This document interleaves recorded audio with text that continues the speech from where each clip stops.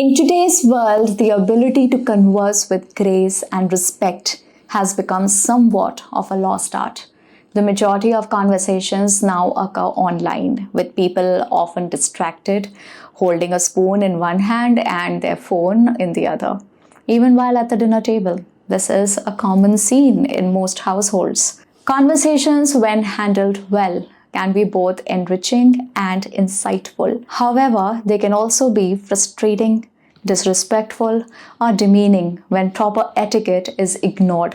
Today, I'm going to talk about 16 bad conversation habits. So, you must avoid these habits if you want to have a good conversation or if you want to be a good communicator. First one on the list is know-it-all attitude. This is my personal worst. Like, I hate it. People have personal best. This is my personal worst.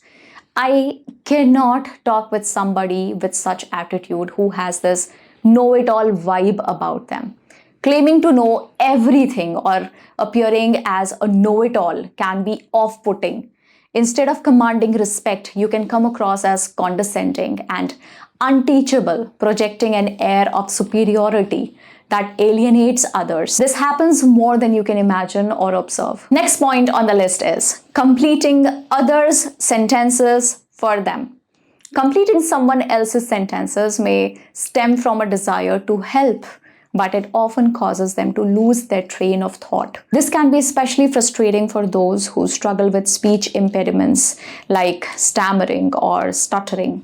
Constantly feeling the need to finish someone else's sentences undermines their ability to express themselves fully. Journalists often do this due to strict time constraints. But in everyday conversations, it's unnecessary and can be perceived as rude. A slight pause in conversation is acceptable. If you absolutely must interject, do so sparingly and only when essential. Asking intrusive questions. Asking private questions to satisfy your curiosity. Being overly inquisitive about someone's private matters, such as their salary or family plans, this can be perceived as rude and intrusive. People will naturally share personal information when they feel comfortable around you. Avoid probing questions about sensitive topics, as they can make others uncomfortable and push them away. Next is trying to outdo the other speaker. Why competition? There is no competition.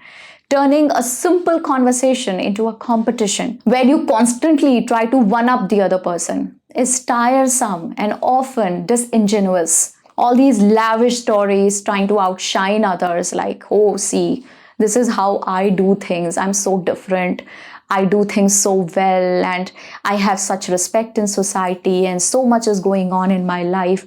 Saying all those things they mostly come across as fabrications. Fabrications is stuff that you're trying to create, like when you're just talking, it's not real. Don't diminish others' experiences by making their contributions seem trivial. So yours is small, mine is big. Please avoid that attitude. My holiday, better than yours. Oh, you went to so-and-so place. Oh, I went to Europe. So try and control that urge. And if you feel there is a contrast in between your story and theirs, it's better to just not say it right then in the moment. Let them complete what they are saying. Do not show the contrast that, oh, you went to this place, oh, I went to this place. Rather, just not say it, anything at that moment. Control, hold yourself back from saying it. Next one on the list is being silent or non-responsive. Remaining mute during a conversation makes you appear unapproachable. Even if you're not contributing much verbally, your body language should show that you're engaged. Nodding occasionally and offering small responses will signal that you're listening and participating in the exchange. So just a nod, small nod, or oh, okay, oh yeah, I see, something like that, okay? Trying to show that you're listening to them actively. Next point on the list is monopolizing the conversation. A conversation is a dialogue, not a monologue. Some people, often with narcissistic tendencies, dominate discussions, leaving little room for others to speak. While some may have been raised in environments that encouraged assertiveness, it's essential to remember that conversations should involve equal participation. Okay? Do not make it a monologue. It's supposed to be a dialogue between two people. One particularly disruptive habit is hostile attribution bias, where a person assumes the worst intent behind someone else's actions or words.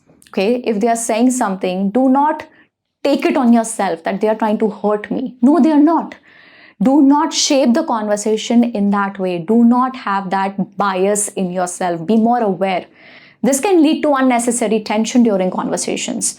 For example, you notice two people sitting across your table at a coffee shop, whispering and laughing. Because they occasionally look your way, you assume they must be laughing about you.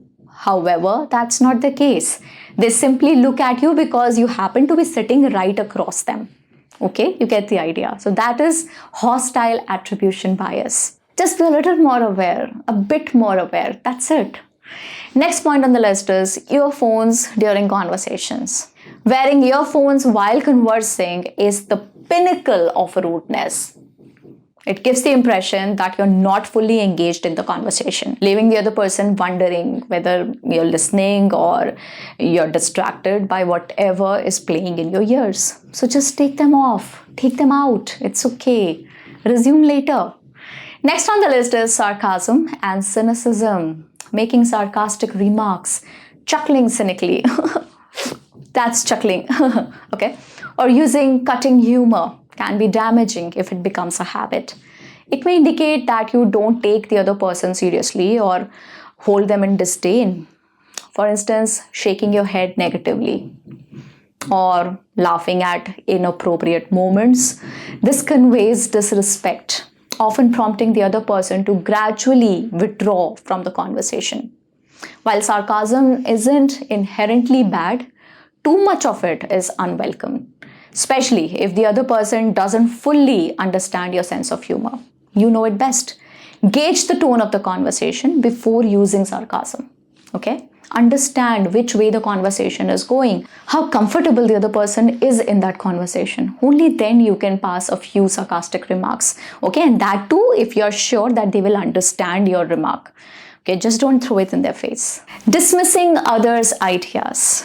When you dismiss someone's opinions as irrelevant, whether verbally or through body language, it comes across as harsh and disrespectful. Instead of bluntly saying that's irrelevant or totally off the mark, try a more tactful approach, such as, I see it from a different angle, or I'm not sure I completely agree, but I understand your point. Okay, so you're disagreeing at the same time, you're also being courteous to them. Next is self-centered conversations and bragging.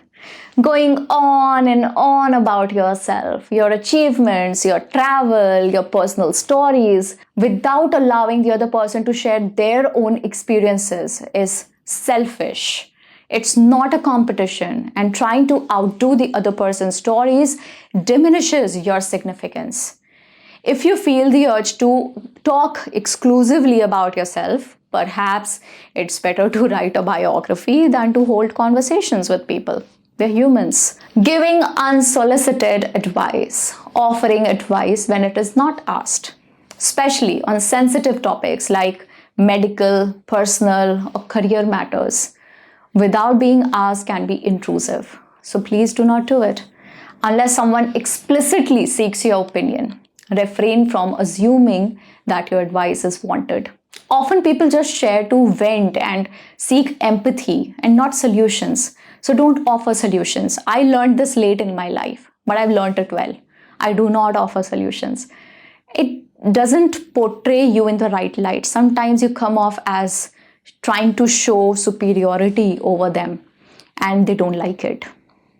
They don't. Please avoid it. Next is being insensitive to others' emotions. Words carry power. A well-timed, empathetic response can heal, while insensitivity can cause harm. Pay attention to conversational cues that signal disinterest or discomfort. If the other person starts disengaging, Consider shifting the topic or giving them space to express themselves. That would be good. Next is restless movements, body language, poor body language, fidgeting. Fidgeting is this doing something or the other with your body, shifting here and there, shifting your weight, moving restlessly while someone is speaking signals impatience or disinterest. Clenching, unclenching your fists, or switching your bag from one hand to another. All of this reflects nervousness or boredom, which can distract or unsettle the speaker. Next is lack of eye contact. Looking away while someone is talking to you can come across as dismissive. Imagine I'm talking to you and I'm looking away. Although this right now, I am the one doing the talking, but imagine you're talking and I'm looking that way. Would you like that? I don't think so. It can come across as dismissive. While it's natural to glance around occasionally, making eye contact shows attentiveness and acknowledgement of the other person's presence. I'm not saying incessantly, do not stare, but do not look away too often. Pay attention to them.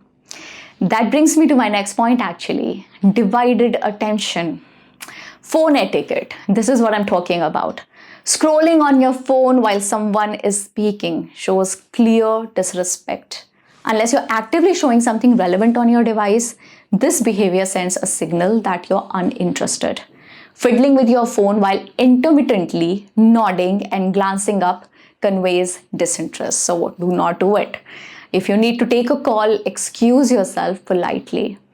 So that was all that I had in this video for you. I really hope that this was a fruitful lesson for you. If you like this video, you know what to do.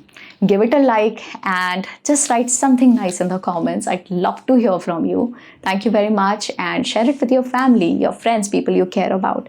They might also pick up a few good things from this video. All right, thank you. I'll see you in the next video. Please take care of yourself. Bye-bye.